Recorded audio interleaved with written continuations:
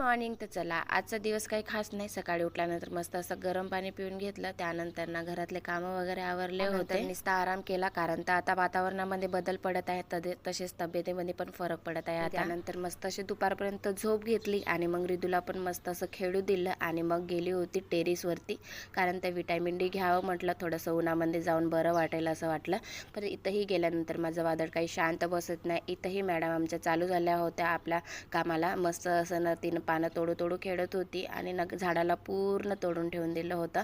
आणि त्यानंतर मग संध्याकाळी घरी आली आणि मग लागली होती आपल्या कामाला. मस्त असं ना शंकरपाळे घेतले होते बनवण्यासाठी. मैदा घेतला, ओवा टाकला आणि त्याच्यात मीठ टाकलं होतं. खूप साधे बनवत होती, कारण तर असेच टाइमपास म्हणून खाण्यासाठी बनवत होती. तर मस्त असं त्याला शेप दिलं, त्याला तळून घेतले होते आणि खूप कुरकुरीत झाले होते. खूप छान वाटत होते. आणि त्यानंतर ना बाईला सगळ्यात मोठा प्रश्न येतो संध्याकाळच्या जेवणाचा, आणि काय बनवावं भाजीला असं प्रश्न येतो.